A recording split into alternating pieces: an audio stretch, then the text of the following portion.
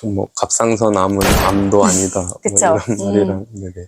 싫죠. 그렇죠. 네네. 그다음에 보험금, 뭐 로또암이다 이렇게 얘기하시는 분들, 로또암? 네네. 어, 이제 보험금만 받으면 끝이다 이렇게 아, 그런 말 들으면 좀 속상하긴 하죠. 네.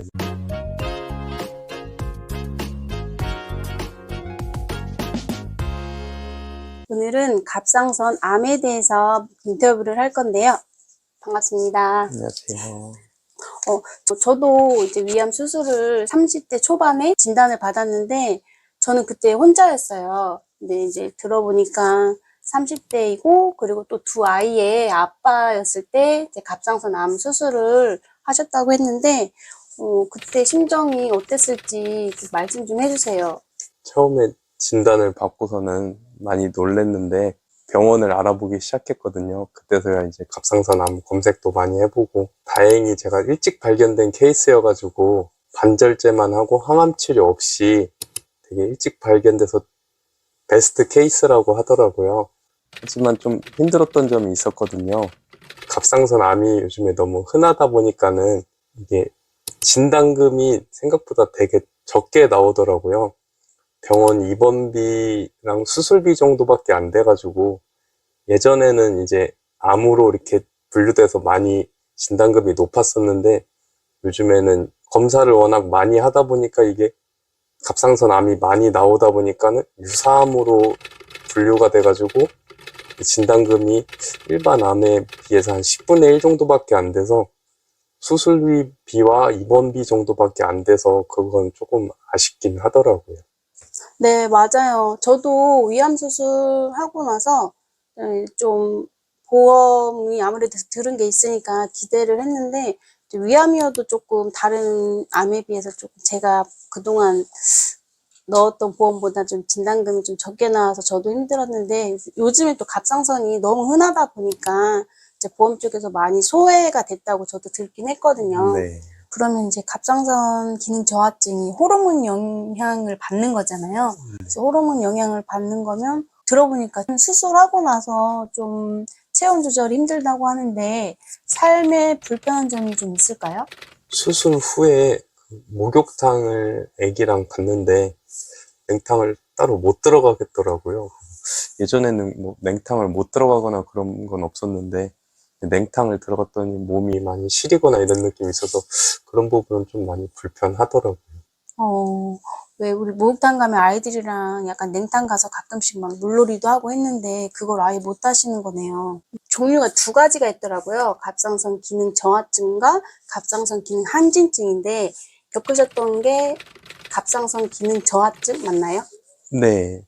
저는 갑상선 기능 저하증이어가지고 현재 신드로이드라는 그 아침마다 약을 하나씩 먹고 있습니다. 혹시 수술은 어떻게 진행을 했을까요? 수술 같은 경우는 저는 강남 세브란스 병원에서 수술을 받았는데, 수술 시간은 뭐 2시간에서 4시간 정도 금방 끝나더라고요. 하고 수술 후에 다행히 큰 뭐 아픔이나 뭐 목소리 나오는 게 조금 며칠 불편하긴 했었는데, 그 외에는 일상생활에 그렇게 뭐 아프거나 이렇게 큰 지장은 없는 수술이었던 것 같습니다. 수술은 반절제 하셨는데, 흉터가 꽤 있나요? 어때요? 지금은 수술한 지 한 2년 정도 돼가지고, 네, 이렇게 목에 살짝 있긴 한데, 안 보여요. 네네, 잘 안 보이더라고요. 다행이네요. 수술 흉터는 이제 육안으로는 지금 제가 봤을 때는 거의 없는 상태거든요. 네. 2년 정도 지났다고 하셨고, 그 수술도 어쨌든 원인이 있었기 때문에 병원을 간 거잖아요. 근데 아파서 병원을 간 건지 그 경로가 궁금해요. 저 같은 경우는 미리 이렇게 피곤하거나 해서 인지해서 간 게 아니고, 그냥 회사 정기 검진 때 초음파에서 발견돼가지고, 그냥 회사에서 하는 그 정기검진, 매년 회사에서 하는 정기검진을 그냥 가벼운 마음으로 하셨는데, 거기에서 이제 갑상선 암이라는 진단을 받으신 거네요. 네. 큰 병원 가셨으면 바로 수술을 해주시진 않았을 거 아니에요. 얼마나 기간이 있다가 수술을 하셨어요? 저 같은 경우도 초진을 받고서는 한 3개월에서 4개월 정도 후에 이제 수술 날짜가 잡히더라고요. 그래서 그 사이에 뭐 전이나 이런 거 될까봐 좀 걱정을 많이 했는데, 교수님께서 이게 유두암이라고 해가지고 그 예후가 좋고 전이가 느린 착한 암이라고 급하지 않다고 하셔가지고 네, 다른 그 예후가 안 좋거나 한 암들은 좀 바로바로 잡아주시는 것 같더라고요. 그 수술하실 분 그 상태에 따라서 이렇게 시간을 조율을 잘 해주셨네요, 병원에서. 그러면 수술을 하셨으면 후유증이라는 게 분명히 오거든요. 혹시 수술 후유증은 어떤 게 있었을까요? 수술 후유증은 초반에 큰 목소리가 좀 안 나오긴 했는데 일주일에서 2주일 정도 되니까는 목소리는 금방 들어오더라고요. 흉터 관리만 조심하라고 하셨었습니다. 흉터 관리요? 네네. 거기에 왜 뭔가 자외선으로부터 뭔가 사람 들어와서? 목 같은 경우는 잘 보이는 부분이다 보니까는 자외선 노출이 많이 되고 이러면 이제 제거가 안 될 수도 있다고 수술 후에 주신 약이랑 연고랑 패치 같은 거 발라서 이제 관리를 많이 하라고 얘기를 많이 해주시더라고요. 암이지만 그래도 뭐 예후가 좋은 암이라고 하셨잖아요. 네. 그래도 듣기 싫은 말들이 있을 거 아니에요. 없으세요? 저는 좀 있었는데. 뭐 갑상선 암은 암도 아니다 그쵸? 뭐 이런 말이랑 네네.